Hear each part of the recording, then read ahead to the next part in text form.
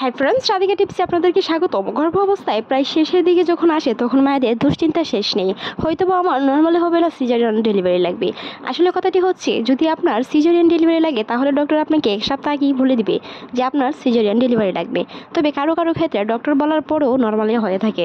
তাই এটি নিয়ে অনেকেই চিন্তিত থাকেন, নর্মাল ডেলিভারির আগে কিংবা জরায়ের মুখ যদি খুলে যায় তাহলে বাড়িতে ট্রাই করা যাবে কিনা বা নর্মালের চেষ্টা করা যাবে কিনা। তারই মধ্যে প্রথমে আপনাকে জানতে হবে আপনার জরায়ুর মুখ খুলেছে কিনা কিংবা আপনার সন্তানটি নর্মাল ডেলিভারিতে হবে কিনা। তারই মধ্যে কিছু লক্ষণ প্রকাশ পাই। প্রথমত হলো জরায়ুর মুখ খোলা। জরায়ুর মুখ আপনাকে অবশ্যই খুলতে হবে। একজন মায়ের অন্ততপক্ষে 10 সেন্টিমিটারেরও বেশি যদি জরায়ুর মুখ খুলে থাকে সেই ক্ষেত্রে তার নর্মাল ডেলিভারি সম্ভব। যদি আপনার জরায়ুর মুখ একেবারেই না খুলে কিংবা আপনার সন্তানের মাথার নিচ দিকে না থাকে তাহলে আপনার নর্মাল ডেলিভারি কোনোভাবেই সম্ভব না। একজন সন্তান প্রায় শেষ সপ্তাহের দিকে, অর্থাৎ আপনি যখন 37-38 সপ্তাহ চলে যাবে, 39 কিংবা 40 সপ্তাহের মধ্যে যদি আপনার সন্তানের পজিশন সেফালিক থাকে কিংবা আপনার সন্তান সবসময় নিচ দিকে মাথা থাকে নর্মাল ডেলিভারি হওয়ার জন্য, সেই ক্ষেত্রে আপনার নর্মাল ডেলিভারি অবশ্যই হবে। যদি আপনার সন্তানটি উল্টো থাকে তাহলে কিন্তু নর্মাল ডেলিভারি সম্ভব নয়, অবশ্যই আপনাকে সিজার করাতে হবে। অর্থাৎ শেষের যে সপ্তাহগুলো অবশ্যই সেটি গুরুত্বপূর্ণ। তাই শেষের সপ্তাহে সকালে এবং বিকালে 30 মিনিট করে হাঁটাহাঁটি করার চেষ্টা করুন। হাঁটাহাঁটি করার ফলে আপনার সন্তানটি নিচ দিকে নামার শুরু করবে, এমনকি তার জরায়ু থেকে নিচ দিকে নামতে গেলেই তার জরায়ের মুখ আস্তে আস্তে খুলে যাবে।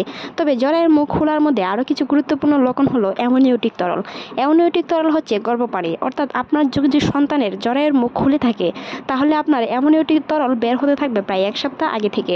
কারো কারো ক্ষেত্রে সেটি অল্প অল্প বের হতে পারে, আবার কারো কারো ক্ষেত্রে সেটি থেমে থেমেও একটি বেশি মতো হতে পারে। এটি নিয়ে দুশ্চিন্তার কারণে তাতে বুঝে যাবেন আপনার জরায়ের মুখ খুলছে বা একটু একটু করে জরায়ের মুখ খুলছে। নর্মাল ডেলিভারি এরকম কোনো বিষয় নেই আহামরি যে আপনার হুট করেই তীব্র ব্যথা হয়ে যাবে। নর্মাল ডেলিভারিটা হচ্ছে পিন পিন ব্যথা হবে। অন্ততপক্ষে 1 সপ্তাহ আগ থেকে আপনি বুঝতে পারবেন আপনার শরীর আগের তুলনায় অনেকটা নরম হয়ে গেছে। তবে সেই হিসেবে আরও কিছু লক্ষণ প্রকাশ পায়। যদি আপনার সাদা স্রাবের মতো ঘন ঘন যায় তাহলে বুঝতে হবে আপনার জরায়ের মুখ প্রস্তুতি নিচ্ছে খোলার জন্য। তবে মনে রাখবেন এই সময় অবশ্যই হাঁটাহাঁটি করার চেষ্টা করুন। বেশি সময় ধরে শুয়ে থাকার অভ্যাসটি অবশ্যই পরিত্যাগ করতে হবে। মনে রাখবেন যদি একটি সন্তান নর্মালে হয়, একটি মায়ের সুস্থতা সারা জীবনের জন্য। তাই কিছু কিছু টিপস আপনাকে মেনে চলতে হবে। তা নিয়ে আমাদের চ্যানেলে অসংখ্য ভিডিও আছে, ভিজিট করে আসবেন। সন্তানের জরায়ুর মুখ খোলার জন্য শেষ সপ্তাহের দিকে আপনার কিছু কিছু লক্ষণ প্রকাশ পায়। তারই মধ্যে তারও আগ থেকেও কিছু জিনিস আপনাকে ফলো করতে হবে যেন ডেলিভারির শেষ সপ্তাহের দিকে আপনার জরায়ুর মুখটি খুলে। তাও নিয়ে আমাদের চ্যানেলে অনেক আলোচনা ভিডিও আছে, দেখে আসলেই বুঝতে পারবেন আপনার সব কিছু প্রশ্নের উত্তর। অ্যামনিওটিক তরলটি যখন আস্তে আস্তে বের হবে কিংবা আপনার পিন পিন ব্যথা হবে কোমরের দিকে, তখন আপনি বুঝতে পারবেন আপনার প্রসব বেদনা উঠতে চলেছে। তবে মনে রাখবেন প্রসব বেদনা উঠলে যে আপনার জরায়ুর মুখ খুলে যাবে এরকম কোনো বিষয় নেই। অ্যামনিওটিক তরল বের হতে পারে, কারণ একটি সন্তান যখন প্রসব হবে তখন তার অ্যামনিওটিক তরল বের হবে, সেটি স্বাভাবিক। তবে জরায়ুর মুখ খোলার কিছু চিহ্ন রয়েছে, তারই মধ্যে একটি হলো ব্লিডিং হওয়া। কিছুটা স্রাবের মতো যায়, কিন্তু এই স্রাবের মধ্যে কিছুটা লাল বর্ণের কিংবা খয়েরি বর্ণের হতে পারে। যদি লাল বর্ণ কিংবা খয়েরি বর্ণের হয়ে থাকে তখন আপনাকে বুঝতে হবে আপনার জরায়ুর মুখ ধীরে ধীরে খুলতে চলেছে। যদি অ্যামনিওটিক তরল বের হওয়ার সাথে সাথে সাদা স্রাব এবং খয়েরি রঙের সাদা স্রাব যেতে থাকে তাহলে আপনি বুঝতে হবে আপনার জরায়ুর মুখ খুলতে চলেছে।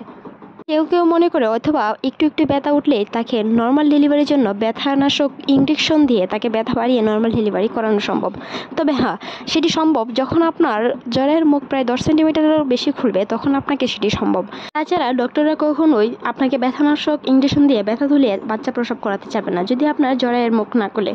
জরায়ুর মুখ খুলতে গেলে আরও কিছু লক্ষণ প্রকাশ পায়, তারই মধ্যে একটি হলো ব্লিডিং হয়। যদি আপনার 3 দিন আগ থেকে ব্যথা হয় তবে অ্যামনিওটিক তরল হালকা হালকা যায়, কোনো ধরনের ব্লিডিং না যায়, সেই সময়ে বুঝতে হবে আপনার জরায়ুর মুখ ধীরে ধীরে খুলছে, তবে পুরোটা নয়।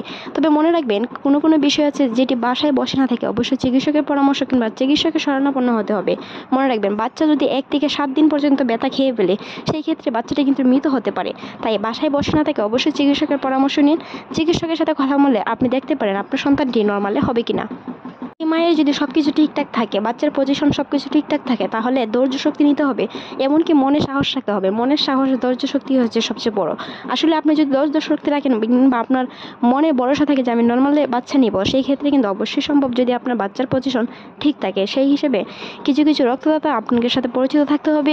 আপনার রক্তের গ্রুপের সাথে মিলিয়ে কিছু আত্মীয় স্বজনের সাথে অবশ্যই যোগাযোগ রাখার চেষ্টা করুন, যেন যদি আপনার রক্তের সমস্যা হয়ে থাকে সেই ক্ষেত্রে ইমার্জেন্সিতে তারা আপনাকে সাহায্য করতে পারে। তাই পরিবার পরিজনদের সাথে এমনকি আপনার ডক্টরের সাথে খোলামেলা কথা বলার চেষ্টা করুন আপনার লক্ষণগুলোর মাধ্যমে। আরও একটি লক্ষণ প্রকাশ পায়, মাঝে মাঝে ব্যথাটা পিনপিন হয়, হঠাৎ করেই জোরে ব্যথাটা হয়। তখনই বুঝতে হবে সেটি প্রসব বেদনা, এমনকি আপনার জরায়ুর মুখ আগের থেকে অনেকটাই খুলেছে। সেই সময় ব্যথাটাও তীব্র হতে পারে। পিনপিন ব্যথা থেকে যখন আপনার ব্যথাটা তীব্র হবে তখনই একটি সন্তান প্রসব করানো সম্ভব, আর তখনই আপনাকে ব্যথানাশক কিংবা ইঞ্জেকশন দিয়ে আপনার সন্তান প্রসব করানো সম্ভব হবে। যখন আপনার প্রসব বেদনা উঠবে তখন আপনি হাঁটাহাঁটি করার চেষ্টা করুন, যার ফলে বাচ্চার মাথা নিচ দিকে নামতে শুরু করবে। যদি শুয়ে পড়েন বাচ্চাটি প্রতিবন্ধী হতে পারে। তাই আজকের এই ভিডিওটি এই পর্যন্তই। ভালো লাগলে আমাদের চ্যানেলটি সাবস্ক্রাইব করবেন। আপনার মূল্যবান মতামত জানাতে ভুলবেন না। এতক্ষণ দেখার জন্য ধন্যবাদ।